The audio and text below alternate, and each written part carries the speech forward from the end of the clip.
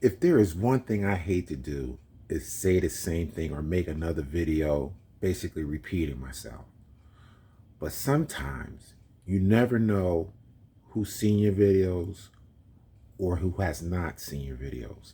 And my brother reminded me, you should do another video on culture because not everybody watch your videos. This might be the first time someone is introduced to you. So it might be a good idea to talk about culture and how this whole conversation about where hip hop comes from can be better explained. And so I said, you know what? Let me do that. Let me talk about culture. And we're going to talk about other kinds of cultures as well. But let me just give you a basic understanding of culture. Culture is developed over time. It's a select number of norms and certain ideas that are formulated over time that a group identifies as part of who they are as a people.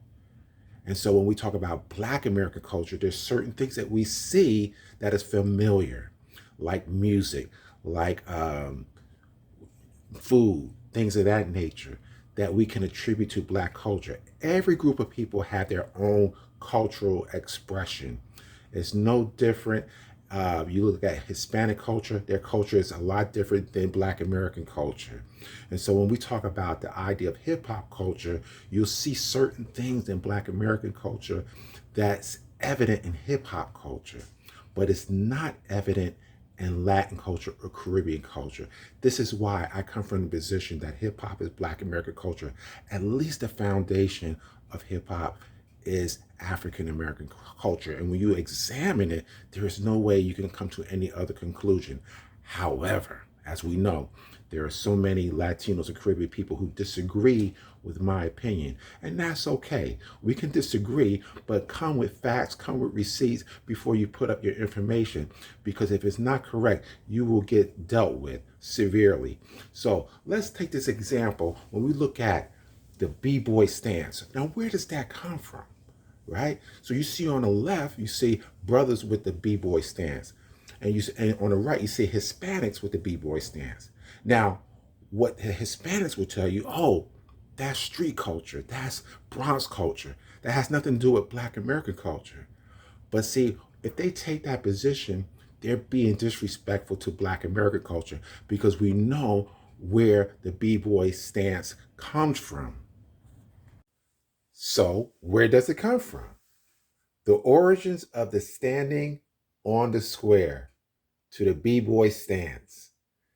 It was first manifested by the fruit of Islam, then from Allah and the elders to the firstborn of the 5% nation, then adopted into hip hop culture, where it was called the B-boy stance. So, for all the B-boys and all the brothers and sisters of every race who adopt this particular stance, you have to acknowledge that the origins of it comes from Black American culture, the Nation of Islam, the 5% nation. Now, I can hear some Latinos saying, well, there were Puerto Ricans who were members of the 5% nation, or there are Puerto Ricans who was part of NOI. That's not the point. Participation does not erase culture.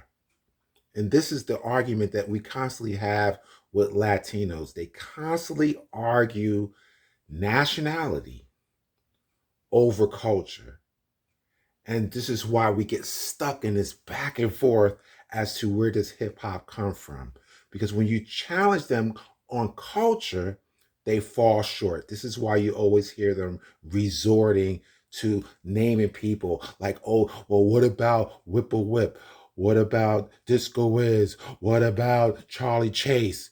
They just start naming names, you know, in order to try to justify why they should be part of the origin story of hip hop. But when you focus on culture, there is no way in the world you can not agree or not acknowledge that it's Black American culture that is foundational to this movement, right? You'll also hear dumb arguments like, well, it doesn't mean just because it was adopted by Black Americans, it doesn't mean is every Black American was a part of this culture. So you can't say that it came from just Black Americans. It's just the dumbest argument that you will constantly hear many of them make. Not every member of the Black community belongs to the Black church, but yet we understand the Black church is part of Black American culture. All right? It's just a dumb argument. Now, there's no doubt in my mind, there's going to be some Puerto Ricans who are going to say, "Oh, the b-boy stance, that's just street culture. That's Bronx culture. It has nothing to do with Black American culture. That's we lived together. We hung out together, went to the same schools. We lived on top of each other. This is just how the way we roll as New Yorkers." Disrespecting Black American culture is what you're doing, because I just told you, if you don't know, now you know. Now you know the origins of the b-boy stance. And if you persist to say that it's just Bronx culture, then you're being disrespectful to Black American culture, because we produce this thing. It doesn't come from Puerto Rican or New Yorican culture. It comes from Black American culture. So be respectful of the things that we produce. Not everything in New York means that you had a part in helping creating it. We created multiple genres of music and movements through our sojourn in this country without the assistance of Latinos. Don't think for a moment that you can now come in and say, "Oh, we helped you create this thing." The foundations, according to some, will say the foundation of hip hop is the b-boys and the DJs. Now that we know the origin story of the stance, we also know the origin story of the dance. Track 2 is on record on 2 particular accounts where he says 90% of the b-boys when he started were Black. You heard Mr. Wiggles say that he mostly seen Black b-boys. So, but now we're led to believe that Blacks and Latinos started at the same time, or in some cases, they're trying to say that the Puerto Ricans were the first b-boys. So this is just totally disrespectful what they're doing as it relates to hip hop. Let me give you an example of someone constantly pushing nationality over culture. Talk about the origins, like Kool Herc and Grandmaster Flash. These people were from the islands. They're not even from the States. Kool Herc is Jamaican. Grandmaster Flash is from Barbados. So hip hop was started by island people.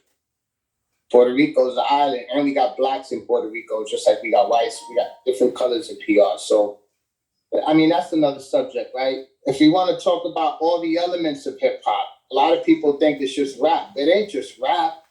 Hip hop is graffiti, it's DJing, it's MCing, it's breaking. Who dominated the break scene? Come on. Who dominated the DJ scene? That could go, that's argument. That could be argued, right? But they were Puerto Ricans early on. Disco Wiz, Charlie Chase. These guys are day ones. They're from day one. Rocksteady Crew, day one. All Puerto Rican based, crews and artists. So as strong as they have, no idea is original. We all copied from somebody. If you want to get technical, we talk about hip hop in the Bronx in the early 70s. It's Black and Puerto Ricans there at the same time.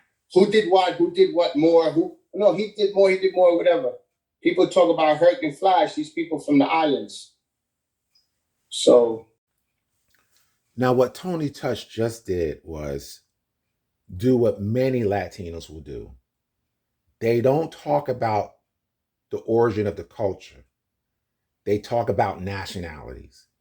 And out of all the people he mentioned, did he mention one Black American? So this is clearly a hostile takeover of Black American culture, attributing it only to Latinos and Caribbeans. He's going to say we learn from each other. This is part of that proximity argument. Oh, we live together. We learn from you. We learn. Come on, man. Be real. It doesn't work that way. You learn from us. You assimilate into Black American culture. The history tells that story. to try to pretend that somehow we assimilated into your culture. No, no, no, no. We are the culture. Now, this is what I want to do. I want to take you guys to my social studies class. All right. And what we're going to do here, we're going to break down why people like Tony Touch talks this way, why many Latinos speak this way about hip hop. Let me tell you, the reason why they're invested, they're deeply invested in this culture.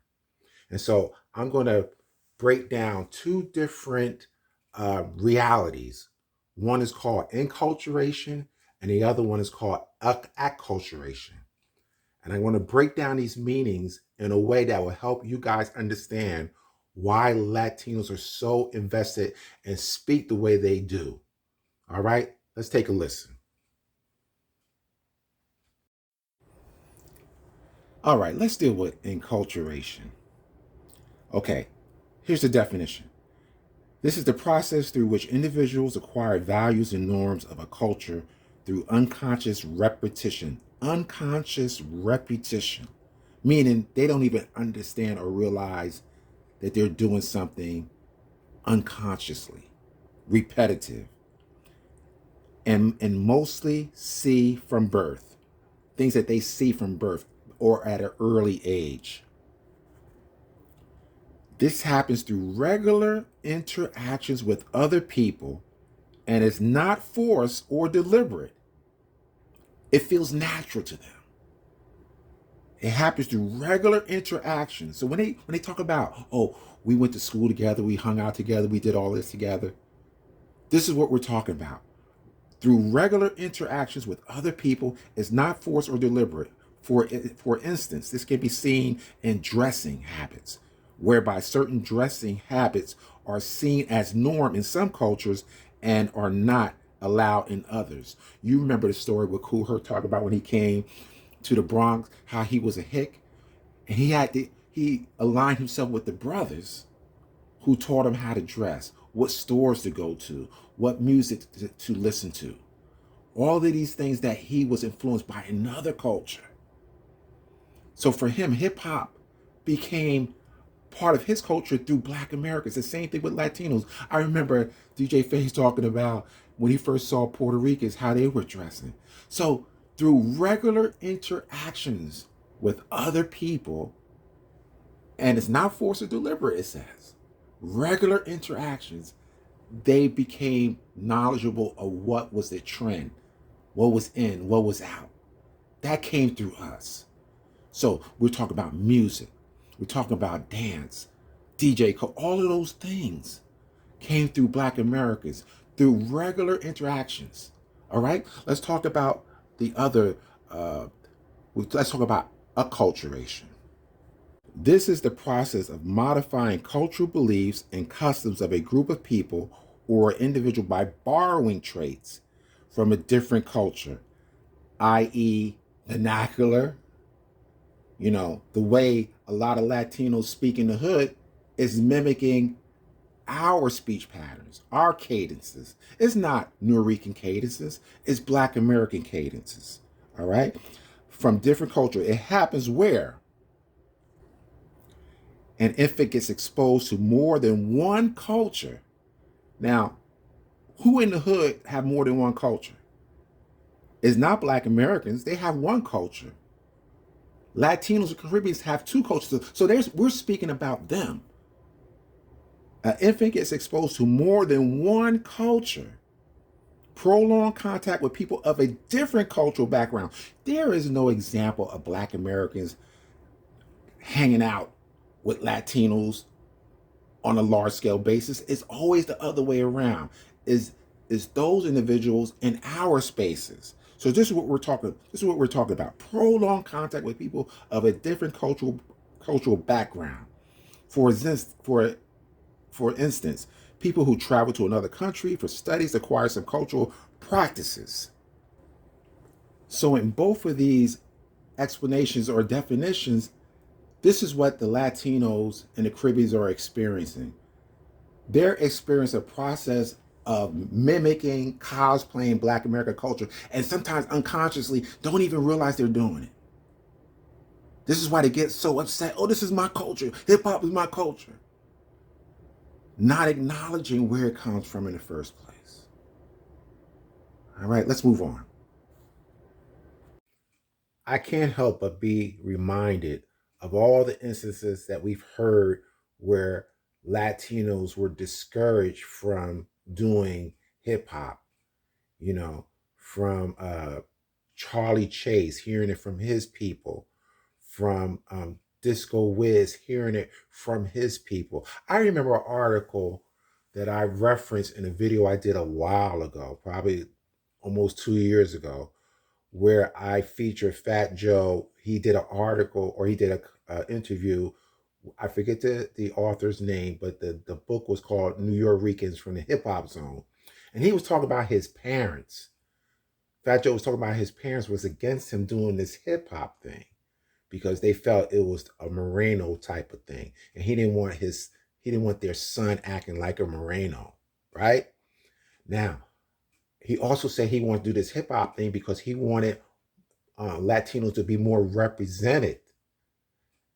He felt that Latinos didn't have enough representation in hip hop, so he wanted more Latinos to be involved, so there could be more representation. Now, if this was an equal or a co-creation, why is it when you look at, even when we talk about the amount of rappers, the amount of DJs, why isn't that you see a larger number of Latinos? When we talk about producers and promoters, there is not a large number of Latinos representation in hip hop.